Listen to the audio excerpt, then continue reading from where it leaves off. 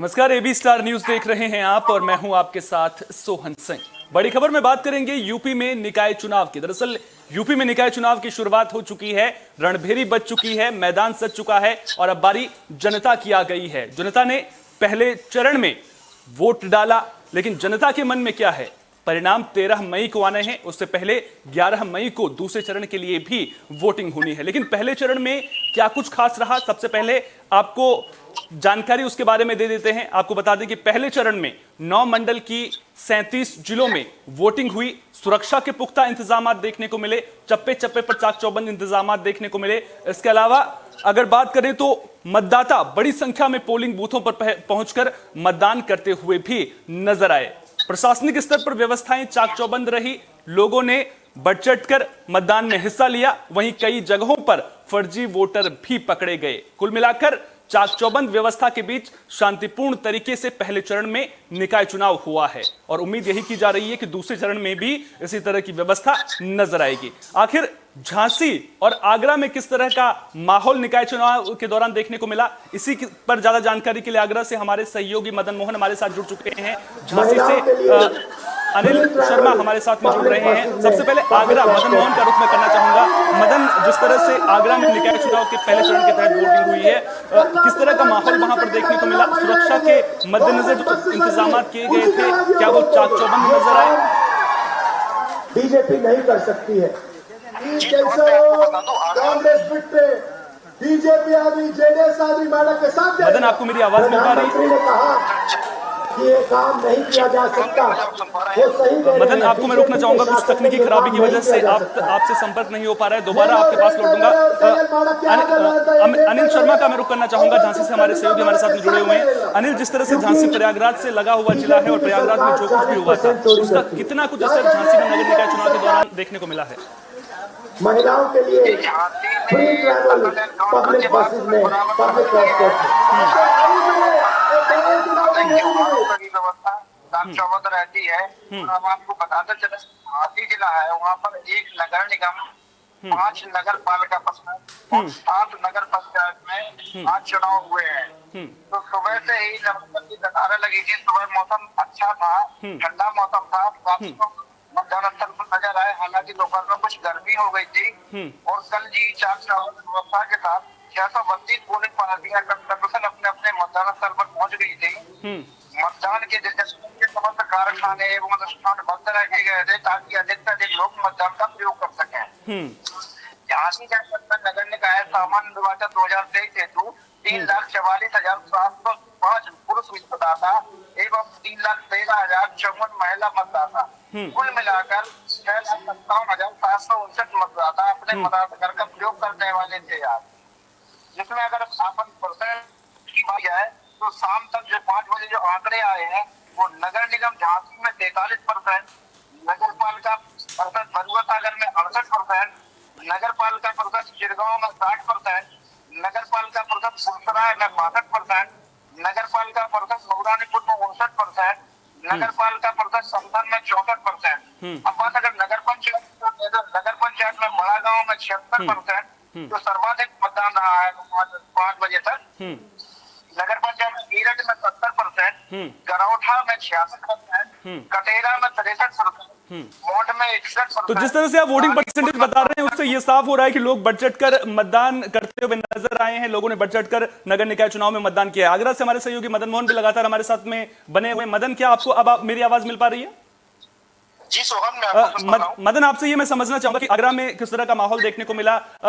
जो फर्जी वोटर पकड़े जाने की खबरें भी लगातार सामने आई हैं, क्या कुछ बातें निकलकर सामने आ पाई हैं कि जो फर्जी वोटर पकड़े गए हैं, क्या वो किसी प्रत्याशी के इशारे पर वोट डाल रहे थे? जी सोहन, मैं आपको बता दूं, आगरा में पुलिस कमिश्नरेट प्रणाली लागू हो चुकी है। पुलिस की सख्ती को देखते हुए कुछ फर्जी तत्व के लोग वहां पर फर्जी वोटर बनाने की तैयारी में थे।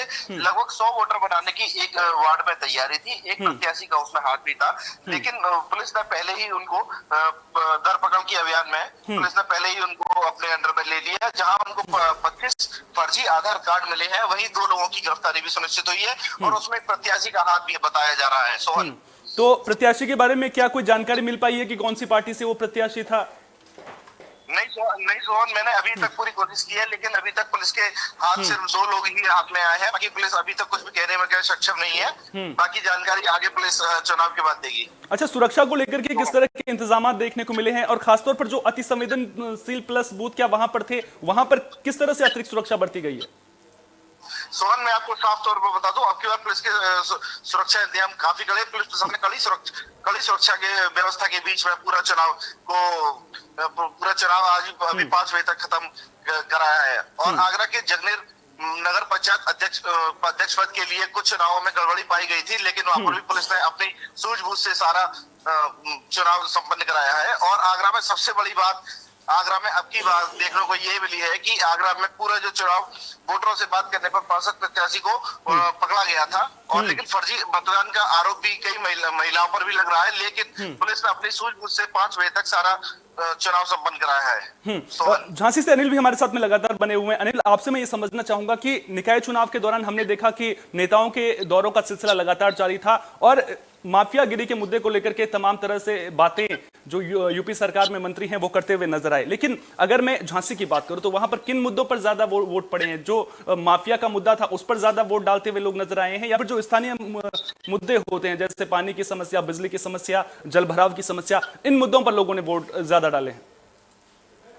झांसी की बात करें तो जैसे तो यहाँ पे सबसे पहले जो पेयजल की समस्या सबसे ज्यादा है, पेयजल मुद्दा है, बाढ़, सड़क बनी है, सीसी रोड है, कहीं नहीं बनी है। और इस समय जो हर घर जल पेयजल योजना की वजह से जगह जगह नालियां खोद दी गई है, सड़क खोद के डाल दी गई है, इससे लोग ज्यादा परेशान।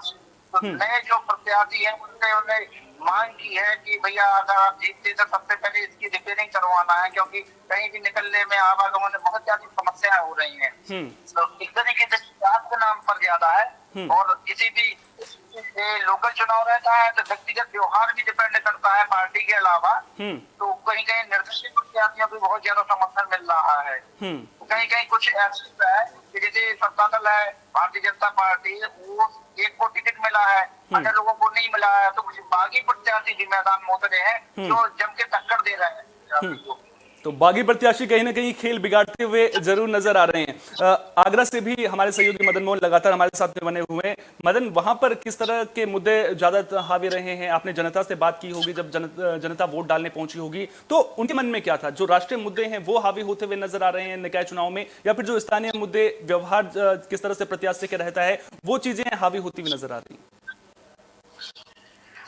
देखिए सोहन, मैं आपको बता दूं, मैंने कई वोटरों से बात भी की, लेकिन सबसे बड़ी बात वोटरों के मन में यही सवाल आया कि जो उनके अब की बार वोटर स्मार्ट नजर आया है, और अब की बार वोटरों का साफ कहना है जिस प्रकार से उन्होंने पिछली बार अपने नेताओं को चुना था और उसके बाद उनका काम और उनके शहर का और उनके क्षेत्र का विकास नहीं हो पाया, उनको वो कतई वोट देने के लिए राजी नहीं है। क्योंकि सत्ता सरकार अपनी तरफ से पूरा जोर लगाए हुए, लेकिन अब की बार का जो वोटर है वो बहुत ही स्मार्ट नजर आ रहा है, और पिछली बार जितने भी नेताओं ने कोई भी काम नहीं किया उनको बॉयकॉट करता हुआ नजर आया है। सोहन, बहुत बहुत शुक्रिया दोनों सहयोगियों का हमारे साथ जुड़ने के लिए और तमाम जानकारी को हम तक साझा करने के लिए। ये थे झांसी से हमारे सहयोगी अनिल शर्मा, और आगरा से मदन मोहन हमारे साथ में जुड़े थे, और दोनों ही जिलों में किस तरह से चुनाव को लेकर के गहमा गहमी देखने को मिली, मतदाताओं में उत्साह देखने को मिला, और किन मुद्दों पर जनता ने वोट डाला है उसको लेकर के जानकारी दे रहे थे। बड़ी खबरों में फिलहाल के लिए इतना ही। देश दुनिया की तमाम अहम खबरों के लिए बने रहिए ABC स्टार न्यूज के साथ। फिलहाल दीजिए इजाजत, नमस्कार।